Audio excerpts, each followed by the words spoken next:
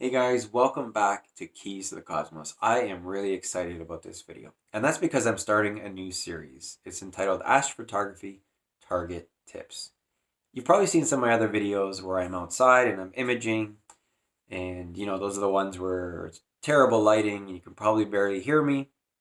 Keep in mind that my neighbor's window is right beside where I image. That's why I think I'm going to have to invest in a microphone, but I apologize for that, but I'm doing my best to try and improve it. But yeah, in those videos, I just sort of give a very brief overview. It's sort of like an inside look at what goes into capturing those images, just explaining some of the more basic things like the telescope I'm using, the filter, ISO, exposure length, stuff like that, roughly where to find it.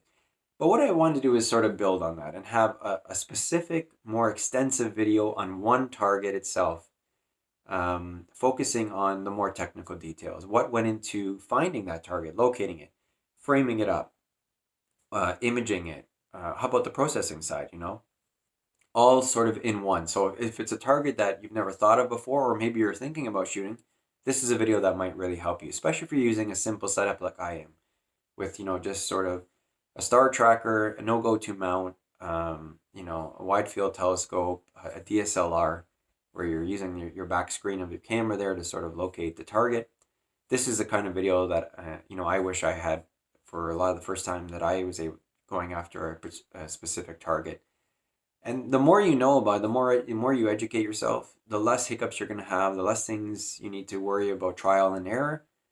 Of course, everyone has their own way of doing things, and particularly on the processing side, but just a few overall tips that I think will really help you in this video. So today we're focusing on IC 1396.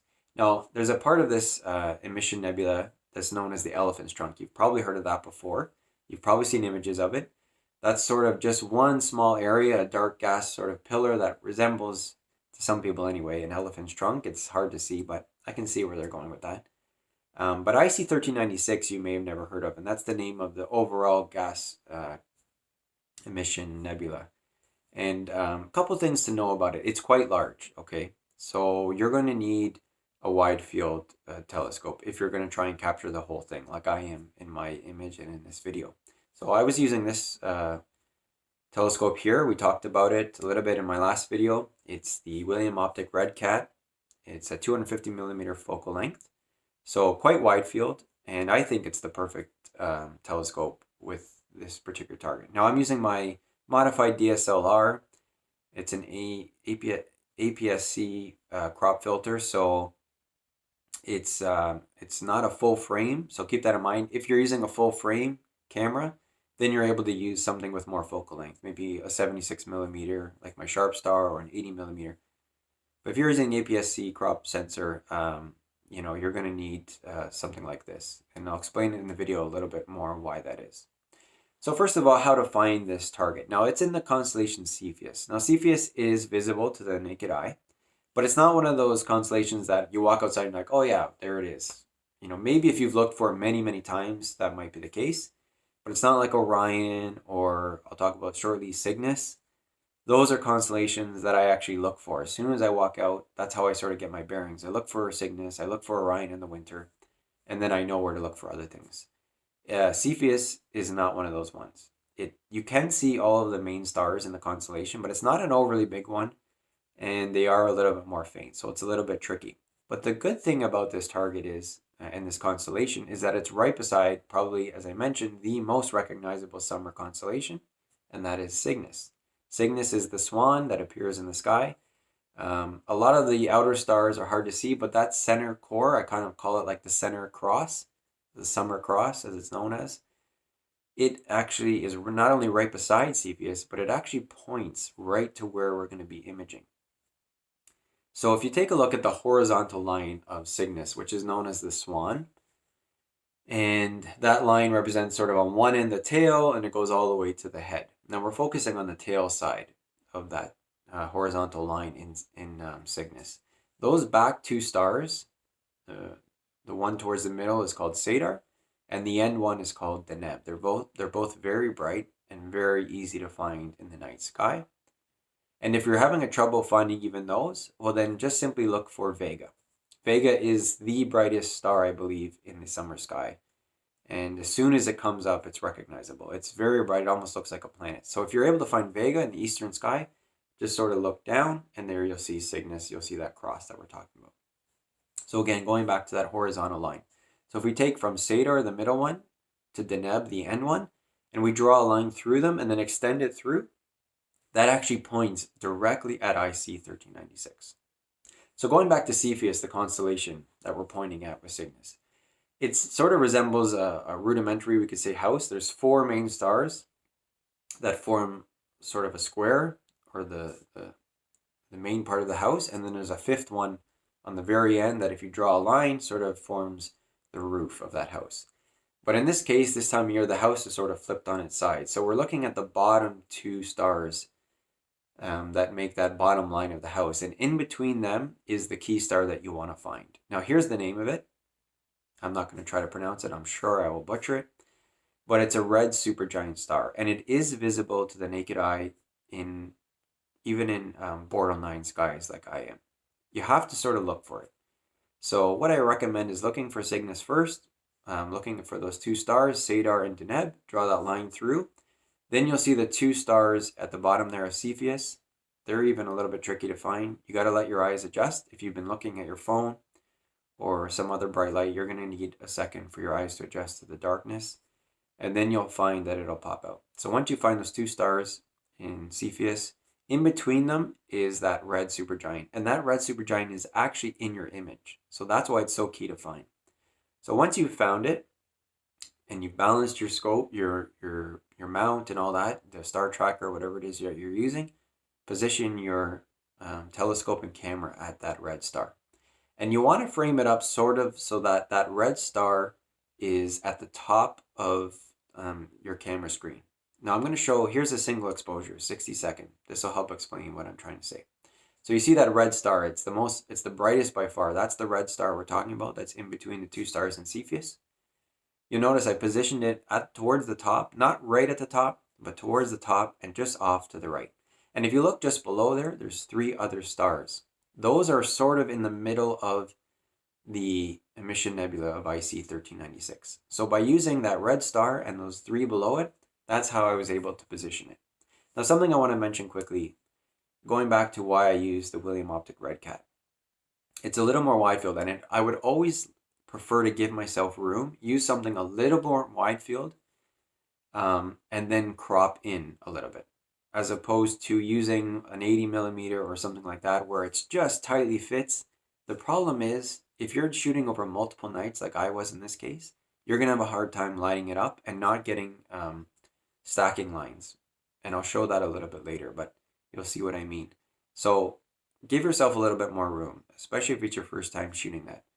And position it, as I mentioned, with that red star at the top and those 3 below it. And not too high and not too low. You want to get that red star just sort of below the top of the camera screen. And with those 3 stars below it, sort of in the middle of the screen. And then you know you're safe. You have a lot of room to the left and to the right, but up and down it is pretty tight. This is a big target, as I mentioned. So hopefully that helps you when it comes to framing it up. That's what I used. And each night I tried to sort of frame it up that same way. Now the first night was off a little bit. I learned from that on the next 2 nights. And that's why you'll see in my stacked image why there is a little bit of a line. But because I used the bigger telescope, bigger as in more less focal length, wider, I had some room to play with, and I was still able to crop it out, no problems. If you were to use a much bigger telescope, you're gonna have cropping problems. You're gonna find that there's gonna be funny lines or something, and you're not giving yourself a lot of room to play with, and I think you'll regret it. So in this case, the Red Cat really is the perfect telescope. So again, you were using Cygnus to find it. Draw a line through those 2 stars. There's Cepheus, and in between the bottom 2 stars of Cepheus is that red supergiant, which you're going to use to frame it up. So looking at that single exposure again, what do you notice? Well, you don't see any gas. Yeah, I was a little surprised, I have to say. I never shot Elephant's Trunk, or I keep calling it Elephant's Trunk because that's what people know it as, but IC 1396. This is my first time ever doing it. I couldn't find it last year. At least I thought I couldn't find it, and this is the reason why. There is no gas that shows up, which is kind of shocking. That means it's pretty faint. Now, I was using the Optolong L-Enhance light pollution filter. It was my first time using it. As you know from my previous videos, I'm used to using the L Extreme. It's the most aggressive of that line of filters. And in my opinion, I would use that one if you can. I kind of regret not using it. I think with that L Extreme, I have a hunch that you would see some gas and it would make it a little bit easier to frame up. But with this L Enhance, it's not as aggressive and no gas at all came through. So that was a little alarming. I knew I was in for a challenge right away. But nonetheless, at least you know now. So if you're using an L Enhance and you're not able to do long exposures, you're probably not going to see any gas. So don't be alarmed. I'll explain how to still bring it out and get a nice image. But yeah, so I use 60-second exposures. I probably could have gone a little longer with the William Optic Red Cat. It's not as heavy as I've mentioned in previous videos. And the Star Tracker, the Star Adventure, is able to handle it a little bit better. But I tried doing 90-second and the stars were a little bit elongated. And I thought, you know what?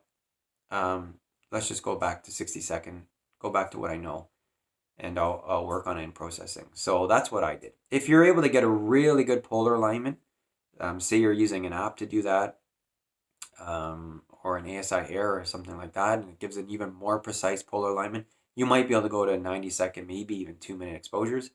That might be a little more helpful. But anyway, at least you know, even with 60-second exposures, you're able to do it. And I did ISO 800. So again, looking at this picture, you can see the sky background is fairly dark. It's not blown out. I tried ISO 1600. That was too blown out. That's what I would normally do with the L Extreme. But again, that's a more aggressive filter, more harsh. And that's why you're able to get away with a higher ISO. I tried ISO 400, which is what I use for galaxies and star clusters. It looked too dark. So of course I went right in the middle. ISO 800, it seemed to work. So something to keep in mind. Now, as far as integration time and all that, now I mentioned I did 3 nights. Now, total, I had 7 hours on this target. Now, to some, that may seem like a lot. To others, that's just getting started. But I would say, in my experience, you're going to need minimum 4 to 5 hours integration time on this target if you're shooting from light polluted skies like mine. There's just not enough of that bright gas to produce a really good image. At least not with my skill level anyway. Maybe you're a master processing and you're able to bring it out. But I found that even at 4 to 5 hours, it was a struggle. So I would suggest getting at least that. This was shot over 3 nights. The first night I only got about an hour and a half. Second night and the third night, 2.5 to 3 hours I was able to get. Now keep in mind, I'm shooting at 2:45 in the morning. These are summer emission nebula. So if you were to shoot this more in prime time, like May or June, you'll be able to get that 7 hours probably in just 2 nights, maybe even a night and a half. And if you can get 8 or 9, man, I say go for it. I think you'll get even more detail. But keep that in mind. I'm starting at 2:45 a.m. because that's basically when it comes high enough to shoot. And by 5:45, the sun is already affecting the skies. And you can see in my individual exposures, they're just already too light to use. And I actually had to delete them. So if I was able to get 2.5 to 3 hours a night, that was good. And that's why it took me 3 nights to do that. So now we'll move to my stacked image. Here's my stacked image of 7 hours worth of data. Now, not surprising, you don't see any nebula, any gas. That's not uncommon for most, but it is quite dark. You can barely see any stars. You're definitely going to be in for some time processing, and that was the case with me. But I want to point out in this stacked image, you see the lines there? That's what I'm talking about. That was from probably the first night to the second and third night, where I had adjusted my the way I framed it up a little bit. That's why you see that line. And that's why I say it's better to use more of a wide field telescope and then crop that stuff out than try to get it perfectly every night and hopefully hope that it lines up, because more than often it's not going to. And so the case here was I was able to just crop those lines out and they weren't an issue at all. They did not affect my image. And that's what I was really hoping. I was a little bit nervous, to be honest, when I first stacked this up. I thought, oh boy, I hope I'm not going to get some bad lines. But fortunately, they weren't in the way of my image, and I was still able to get a pretty nice one. So I stacked it up. Here's the image. I cropped that out, and then I started processing. Now, processing was a challenge. I'm not going to lie on this image. It reminded me a lot of the Jellyfish Nebula, and that's a very faint target as well. and one that it took me several attempts to process it to the point where I was happy with it. And you'll find that even after you stretch and sort of trim, as I've mentioned in my processing video, if you haven't watched it, I suggest that you do. Even after stretching the image with a curved stretch and then trimming it, I was not getting a lot of gas. And I was a little bit worried. I thought, oh boy, man, am I going to have to sink another 2-3 hours into this? But after I stretched it, I would say 5-6 times. And then I used the auto color feature, which I also demonstrated in my processing video using Photoshop. There, the nebula itself started to pop out. Now, in addition to just trying to get it out, is the fact that it's just a gassy area in general, IC 1396. So one of the challenges that I found is trying to sort of isolate the target itself with its background. And to do that in a natural way, that's always tricky. I mean, you can always just lasso it and then go to town on it, but you're going to see, hard lines around it. And so that's where sort of feathering it and just making subtle adjustments and checking against the background is where I found it was quite helpful. And after I sort of lassoed the target itself and worked on it using camera raw filter, then I switched what I selected on to inverse. So now you're focusing on everything but the target, the nebula itself, the background color, and sort of increasing contrast, lowering your black point, all those things to sort of darken it and help that target of IC 1396 to pop out. But as I mentioned, in a natural way. It's easy to make it pop out, but you don't want to make it look like it was lassoed off and worked on separately. You want to make it appear as though everything was processed at the same time, even though, of course, we know that that wasn't the case. I think I did an okay job overall. I mean, to a discerning eye and someone with a lot of experience, you can see that it was lassoed, but, you have to really look for it. And that's sort of what I go for. But just something to keep in mind. That's going to be a real challenge, getting that gas to pop out and getting the background to sort of disappear and darken. Because there's a lot of gas, particularly on the left side of this target. There's a lot of gas there. And different kinds of gases, light gas, dark gas. So trying to isolate that and make it pop naturally, that was a real challenge. So I think you're going to find that that's the case as well. That's why the more integration time you can put on this, the better. It really is going to help you on the processing side. So I will say about this target, it's something I never imaged before, and it's always been on my list, but I was never really looking forward to it that much. There's certain targets in the summer, like the Helix, really recognizable ones that I'm really looking forward to. This wasn't really one of those ones, but I always wanted to give it a try. But I have to say, I ended up really loving it. This is one of my favorite images to date. And the reason why is there's a lot of details to this. I've seen so many, whenever I do a new target, I always research it. I look up hundreds of pictures on Instagram and I Google it, Astrobane and all that, to see what others are getting. How much integration time did they put? What camera were they using? Just to sort of give myself a bar, you could say, of what to expect. To sort of look at this picture and say, yeah, I like this one. This one I don't like so much. What is it about this one I like? And then I sort of use that for my processing. And there's a lot of images of IC 1396, but to be honest with them, I don't love a lot of them. They look sort of just like this bright blotch in the sky. There's not a lot of detail. I think they focus too much on trying to get the dark ground black, and the nebula itself pink or red, whatever color they were going for, and they lost a lot of the detail. There's a lot of detail in this. And as I mentioned in my processing video, my goal always with processing is to, when it comes to emission nebula, is to maintain that gas, that flowing look, but to also get a nice detail out of it. So it's not just a gassy blotch on the screen. I want it to have a lot of detail, but still look natural. And hopefully you'll agree with me that I accomplished that when I show my finished product shortly. So that was my goal. And as I was going back to why I like this target so much, there's a lot of dark gas in it. And that's something you don't see in a lot of the targets, or it's hard to bring out. This one has so much of it. You'll see there's dark gas all around it. There's dark gas in the middle.